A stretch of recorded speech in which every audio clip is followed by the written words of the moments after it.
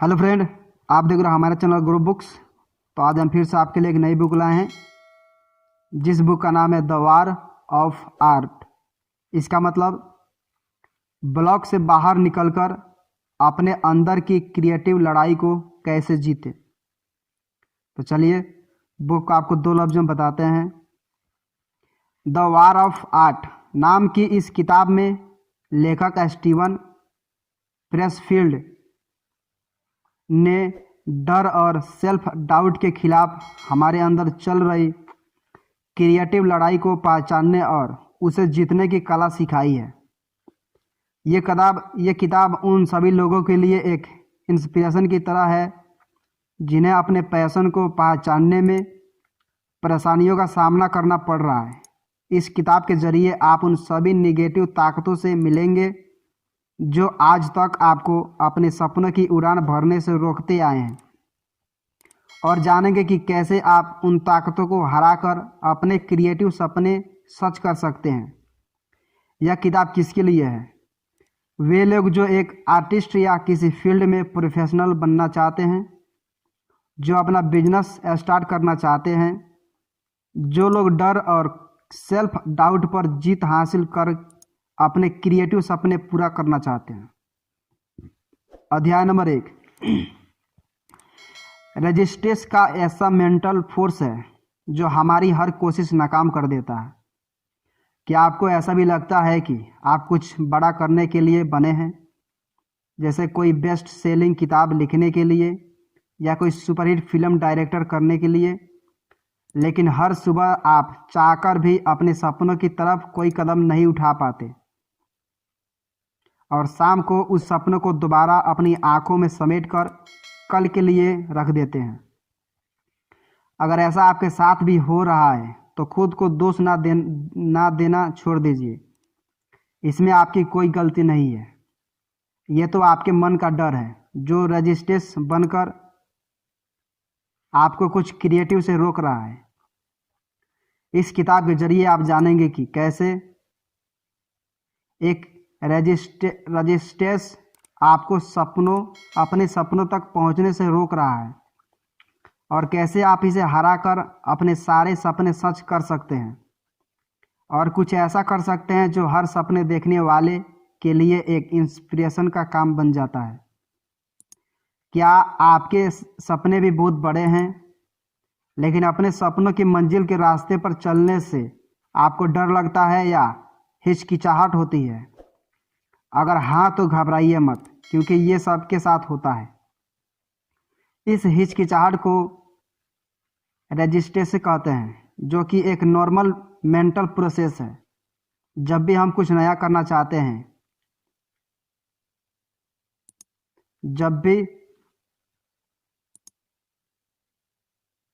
जैसे अगर आपके पास कोई बिजनेस प्लान है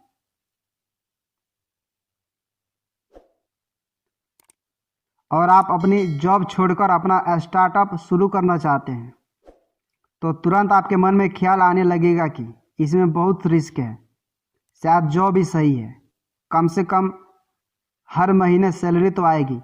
अगर आप डाइटिंग शुरू करने जाएंगे तो आपके मन में आएगा आज खा लेते हैं, कल से कर लेंगे। अगर आप कुछ लिखने की कोशिश करेंगे तो आपके मन में आएगा कि पता नहीं लोगों को पसंद आएगा या नहीं। ये सब बातें जो आपका मन आपको रोकने के लिए कह रहा है, ये रेजिस्टेंस है, और ये रेजिस्टेंस हर एक जीवन में आता है। इसलिए इससे बचने के लिए सबसे पहले तो आप ये सोचना छोड़ दें कि ऐसा बस आपके साथ ही हो रहा है, और ये मानना शुरू करें कि रेजिस्टेंस का नॉर्मल प्रोसेस है।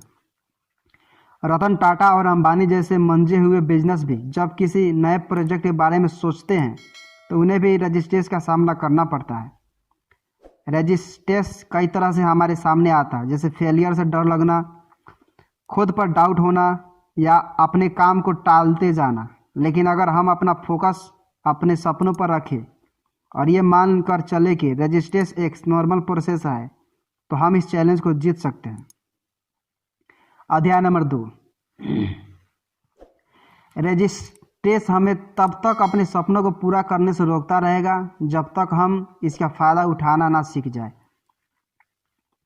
असल में हम एक दोहरी ज़िंदगी जी रहे हैं, एक हमारी रोज़मर्रा की ज़िंदगी जिसे हम जीते आ रहे हैं, और एक उन अधूरे सपने की ज़िंदगी जिसे हम जीना चाहते हैं लेकिन जी नहीं पाते। हमारा वो पैशन जिसे हम आज तक पूरा नहीं कर पाए। हमें सेल्फ डाउट और फेलियर के डर से अपने अधूरे सपनों को पूरा करने की हिम्मत कभी ही नहीं पाते, कभी कर ही नहीं पाते, और उसे बस कल पर टालते रहते हैं। जैसे आप एक डांसर बनना चाहते हैं लेकिन डरते हैं कि घर वाले मानेंगे या नहीं, किसी को मेरा डांस पसंद आएगा या नहीं, मैं कभी एक बड़ा डांसर बन पाऊंगा या नहीं। ये सब बातें जो आपके मन में चल रही है वह रजिस्ट्रेस के ही अलग अलग रूप हैं, और ये कभी आपको डांसर नहीं बनने देंगे। इसलिए इससे पहले कि रजिस्ट्रेस आपको रोके, आप इसका फ़ायदा उठाना शुरू कर दें। कैसे? ऐसे कि अगर किसी काम को शुरू करते हुए आपको डर लग रहा है या खुद पर डाउट हो रहा है तो इसमें कुछ गलत नहीं है। उल्टा ये तो इस बात का इंडिकेशन है कि आपको वो काम कितना पसंद है, आपके लिए वो इतना मीनिंगफुल है कि आप उसे खोने से डरते हैं, यानी यही आपका पैशन है। जब बड़े बड़े एक्टरों से पूछा जाता है कि वो किसी चैलेंजिंग रोल को क्यों साइन करते हैं तो उनका जवाब होता है कि क्योंकि उन्हें उस रोल को करने से डर लगता है, यानी कहीं ना कहीं वो रोल उनका पैशन है। हमें डर उसी को खोने से लगता है जो हमें प्यार होता है। तो रजिस्ट्रेस से डरे नहीं, बल्कि उसे अपने पैशन को पहचानने का एक जरिया बना ले। फिर देखिए कैसे आपका रजिस्ट्रेस ही आपका मोटिवेशन बन जाएगा। रजिस्ट्रेस से लड़ने के लिए खुद को एक प्रोफेशनल समझे और अपने सपनों को एक फुल टाइम जॉब की तरह देखें। आप अपने सपनों को कैसे पूरा करने वाले हैं? क्या दिन में बस कुछ घंटे उस पर काम करेंगे? आप सोच रहे हैं कि आप उसे पूरा कर सकते हैं? अगर ऐसा है तो आप गलती कर रहे हैं, क्योंकि आपको अपने सपनों को एक फुल टाइम जॉब की तरह जीना है। और आप ये सब अपने रेगुलर जॉब या पढ़ाई के साथ साथ भी कर सकते हैं। जैसे अक्षय कुमार एक होटल में जॉब के साथ साथ डांस और मार्शल आर्ट्स सीखते थे, और शाहरुख खान अपने इकोनॉमिक्स की डिग्री के दौरान अपना ज़्यादातर समय थिएटर में बिताते थे। कुल मिलाकर बात इतनी सी है कि अगर आप में हर सेटबैक को भुलाकर हर समय बस अपने सपनों के बारे में सोचने का जज्बा है, तो इसका मतलब आप में एक प्रोफेशनल बनने के सभी गुण हैं। अपने रेगुलर जॉब में भी आप बहुत सी स्किल्स सीखते हैं, फिर चाहे आपकी रेगुलर जॉब आपके ड्रीम जॉब से कितने ही अलग क्यों ना हो।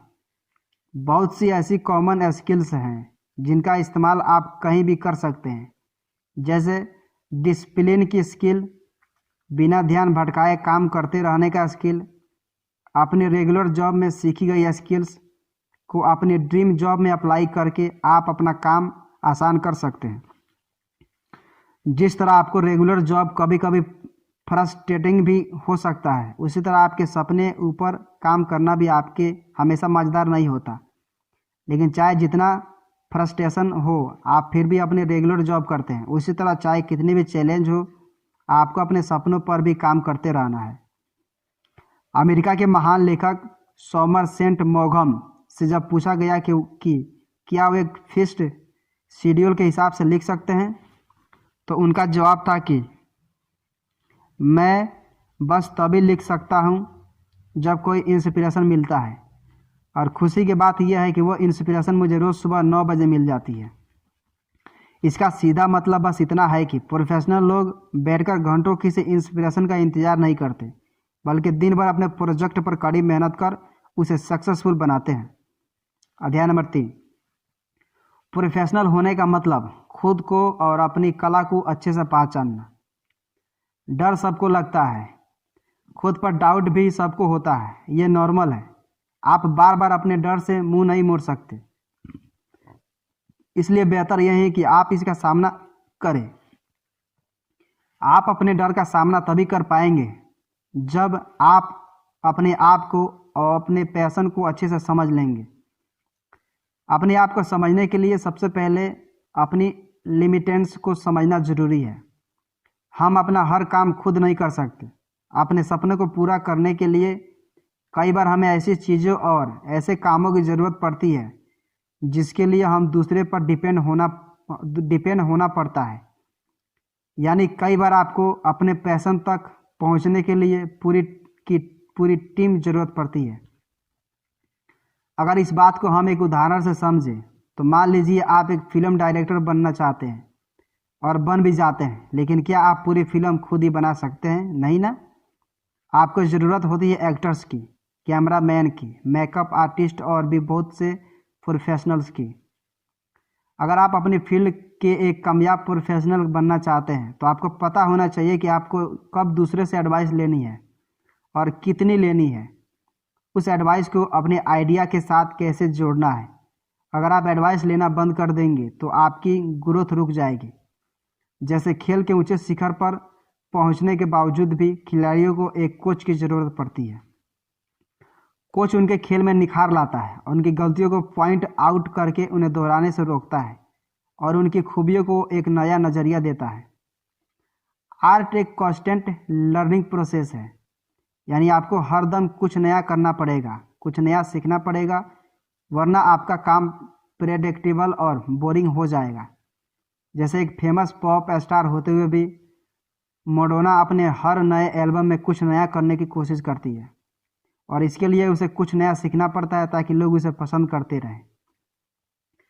क्रिएटिविटी में सीखने के कोई लिमिट नहीं है, यही एक सच्चे प्रोफेशनल की निशानी है। एक प्रोफेशनल अगर ऑर्गेनाइज रहकर सब्र रखते हुए मुश्किलों को बोल्डली फेस करता है तो वो एक रेजिस्टेंस को हरा सकता है। मान लीजिए आपका सपना एक लेखक बनने का है और आप लिखना चाहते हैं।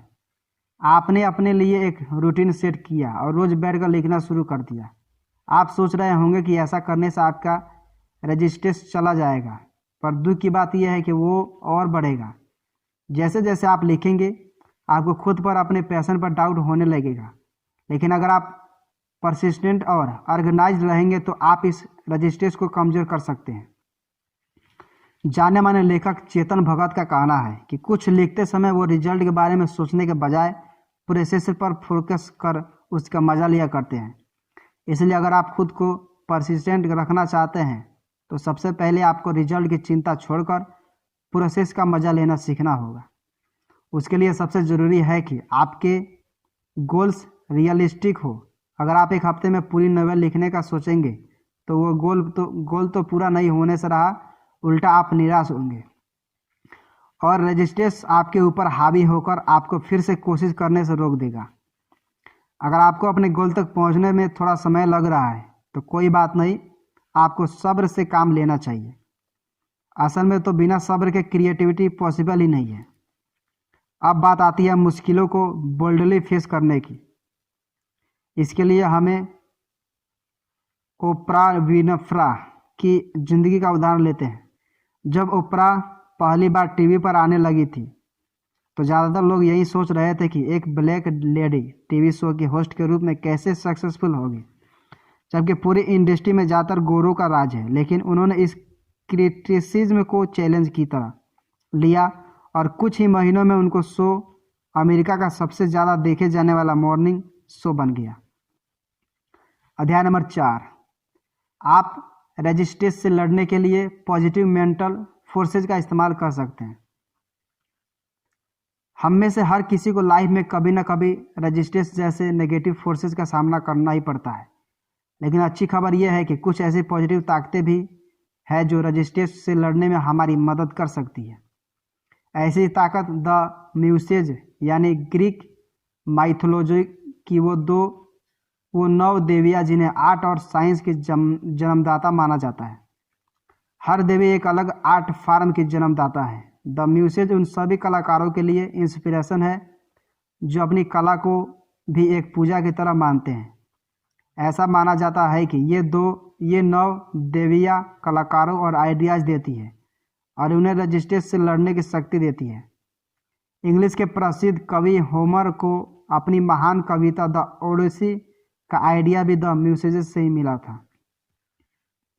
हम भी अपने अंदर इस दैविक शक्ति को जगाकर अपने आसपास की एनर्जी का इस्तेमाल रेजिस्टेंस को हराकर अपने गोल तक पहुंचने के लिए कर सकते हैं।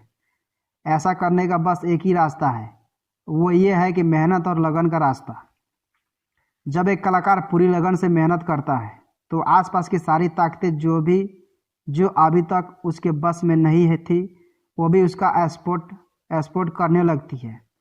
उसके अंदर एक जुनून सा पैदा हो जाता है, जिसके बाद उसे अपनी कला के अलावा कुछ दिखाई नहीं देता।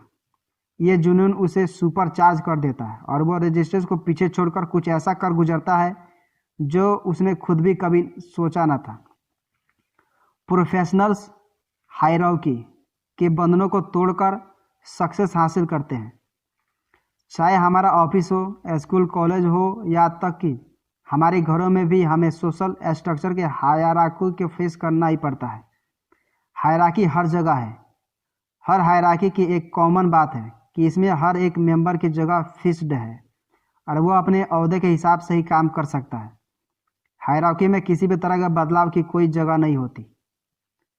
हम में से ज़्यादातर लोग अब खुद को इस हायरार्की के हिसाब ढाल चुके हैं, लेकिन ये हायरार्की सिस्टम हमारी सोच पर रेजिस्टेंस कर देता है। जैसे ऑफिस में हायरार्की के कारण केवल कुछ चुनिंदा लोगों को ही कुछ क्रिएटिव सोचने की आज़ादी मिलती है और बाकियों को बताया गया काम ही करना पड़ता है। ऐसे में कुछ आउट ऑफ द बॉक्स सोच पाना तो लगभग नामुमकिन है। जब हम किसी हायरार्की के मुताबिक काम करते हैं तो हमें दूसरों के हिसाब से अपने हर एक्शन को डिज़ाइन करना पड़ता है। कभी बॉस की सुनो तो कभी ऑडियंस की। हमारी सक्सेस उनकी तारीफों और उसकी हायरार्कियल स्ट्रक्चर में प्रमोशन की मोहताज बन जाता है। लेकिन जो अपनी कला के सच्चे प्रोफेशनल होते हैं वो इस हायरार्की को नहीं मानते। वो खुद के लिए और कला के लिए काम करते हैं, किसी बॉस की तारीफ या ऑडियंस की तालियों के लिए नहीं। उदाहरण के लिए स्टीव जॉब्स को ही ले लेते हैं, जो कि अपने फील्ड के जाने माने प्रोफेशनल है। वो चाहते थे कि वो अपने विजन से जुड़ी हर चीज़ खुद डिज़ाइन करें, इसलिए उन्होंने प्रोडक्ट डिज़ाइन से लेकर कस्टमर एक्सपोर्ट तक को खुद मैनेज किया। वो हमेशा अपने विजन के हिसाब से काम करते थे, ना कि दूसरों को खुश रखने के लिए।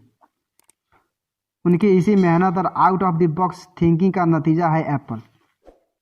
जर्मन लेखक रेनर मारिया का कहना था कि अगर आप बेहतरीन काम करना चाहते हैं तो अपना गोल होना चाहिए कि आपको अपने काम पर प्राउड फील हो। अध्याय नंबर 5। प्रोफेशनल्स खुद को एक ऐसी टेरिटरी को समर्पित कर देते हैं जहां वो मेहनत कर अपने गोल को हासिल कर सकते हैं। चाहे कोई सुपरहिट गाना लिखना हो या एक अवार्ड विनिंग फिल्म डायरेक्टर करना हो, हम सबकी एक अलग इंस्पिरेशन है और अपना अलग अलग गोल। अपने गोल को पाने के लिए प्रोफेशनल जिस जगह पर मेहनत करते हैं उसे उनकी टेरिटरी कहते हैं।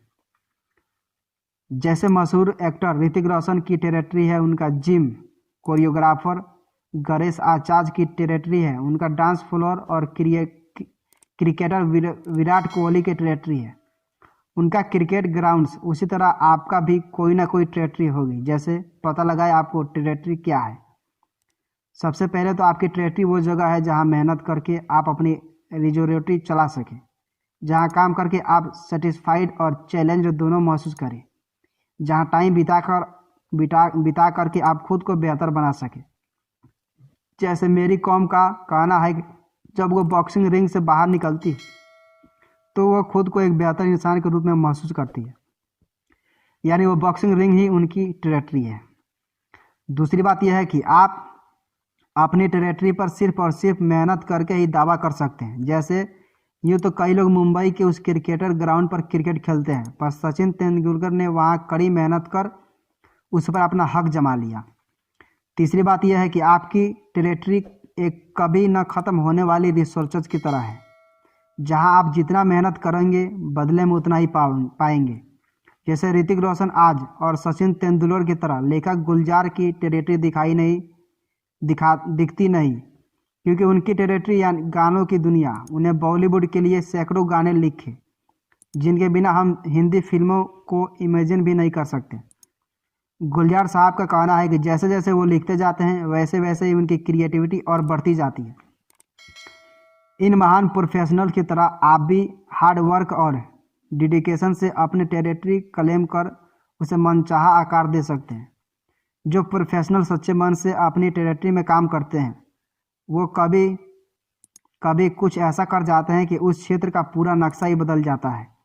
जैसे बिल गेट्स और स्टीव जॉब्स ने पर्सनल कंप्यूटर को एक कॉम्प्लिकेटेड और कॉस्टली मशीन की जगह आज एक आसान और अफोर्डेबल चीज़ में बदल दिया। कुल मिलाकर चाहे आपको गोल क्रिएटिव हो, जैसे कोई फेमस पेंटिंग बनाना या नोवेल दिखाना या नोवेल लिखना, या फिर बिजनेस ओरिएंटेड हो, जैसे किसी स्टार्टअप को सक्सेसफुल बनाना है, हर केस में आपको कुछ ना कुछ नेगेटिव फोर्सेस का सामना पड़ेगा जो आपको आपके रास्ते से भटका सकते हैं। अपने गोल को पाने के लिए आपको इन फोर्सेस को हराना पड़ेगा और आप ये कर सकते हैं सबसे पहले इन फोर्सेस को पहचानने और फिर अपने हार्ड वर्क और जिद से इन्हें हरा दें। क्या करें? अगर आपको डर लग रहा है तो मतलब आप सही दिशा में जा रहे हैं। एक नया क्रिएटिव प्रोजेक्ट स्टार्ट करते समय बहुत से लोगों को डर लगता है और उस डर के कारण वो उस प्रोजेक्ट को छोड़ देते हैं। लेकिन डर एक नेगेटिव नहीं बल्कि पॉजिटिव साइन है, क्योंकि हमें डर उन्हीं चीज़ों को खोने से लगता है जिन्हें हम प्यार करते हैं। तो अगर आप इस प्रोजेक्ट को लेने से डर रहे हैं, यानी आपको ये काम पसंद है, इसलिए डर को नेगेटिव तरीक़ों से देखना बंद कीजिए। खुद को धीरे धीरे आगे बढ़ाते रहिए और आप अपनी मंजिल तक पहुंच जाएंगे।